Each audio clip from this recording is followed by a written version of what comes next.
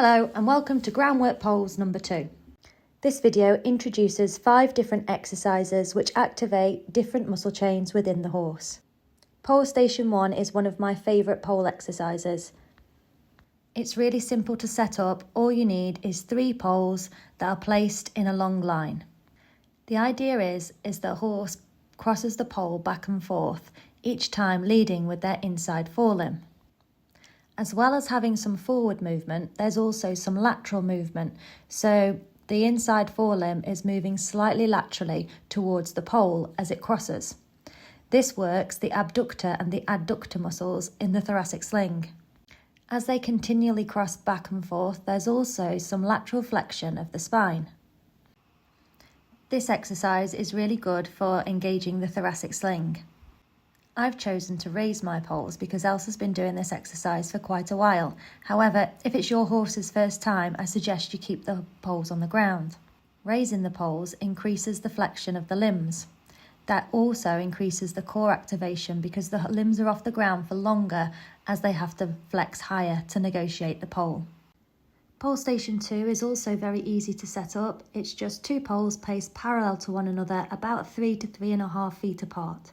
I begin by leading Elsa straight through the 2 poles, and then I turn her away from me to walk a circle and then lead her back over the 2 poles, and then this time I turn her towards me to make another small circle and then back through the poles again. Now I like to change it so that she's being turned away from me in one direction and then towards me in the other direction, because I think if we always turn in the horses towards us, we're always loading the inside shoulder, and as I turn her away from me, it's an opportunity to load the outside shoulder as well. And then I do that on the other rein, and this time turn her towards me as she comes to cross the poles, whereas on the previous rein, that's when she was being turned away from me, and then I turn her away from me again, this time as she comes back through the poles for the straight line. Pole Station 3 has a little bit more to set up.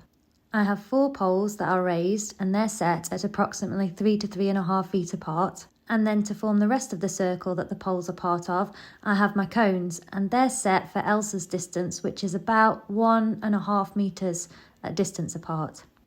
If your horse is bigger than Elsa, then you may need to set them a little bit wider apart so that your horse is able to get round and they're not too tight. I begin by stepping over the poles, and that increases the limb flexion because the poles are raised. And remember, increasing the limb flexion encourages the horse to engage the core.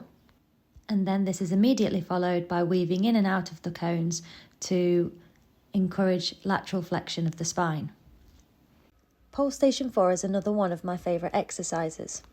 It's great for activating the pelvis, so if your aim is to strengthen the structures that support the SI joint, this exercise can help. Ideally, you need 8 poles, but 6 would do. I have 8 here in 2 sets of 4. The first 4 are set at an approximate distance at 2.5 feet, and then the second 4 are set at an approximate distance at 3.5 feet. To cross the poles that are at the shorter distance, the horse has to flex more to decrease the stride length. Then when crossing the poles that are a greater distance apart, they have to protract further, so if you like, stretch out, which you can see Elsa is doing there. And then flex again as they cross the shorter distance. I tried to make sure that they cross the poles from both directions, so that you go from shortening the stride to lengthening and from lengthening to shortening. So Pole Station 5 is a little bit of a cheat because it's actually just cones and no poles. There's 4 cones set out in a square and they're about 1.5 meters apart. What I'm trying to do is position myself almost where the cone is and then ask Elsa to walk around me. And then once she's turned her small circle around each cone, she then walks a straight line to get to the next cone and complete her next small circle. The aim of this exercise is to get a nice even bend from the neck all the way down to the trunk. I'm also looking for Elsa's inside hind limb to step towards the midline, That helps to engage that inside hind limb, and also when the limb's at the midline, it does take a little bit more weight, so it's a way of strengthening that leg as well. I'm also looking for the outside forelimb to evenly step in front of the inside forelimb and towards the midline, rather than the horse pivoting around the inside forelimb. This helps to keep freedom in the shoulder. When carrying out this circuit, I aim to complete each exercise 3 times in each direction. I usually try to carry out one station after the other and then repeat the whole circuit 3 times in each direction, so that you are activating one chain of muscles and then activating the next in quite quick succession, rather than working on one muscle chain for a prolonged period of time. I hope you find these exercises useful and they give you some inspiration for some groundwork exercises with your horse.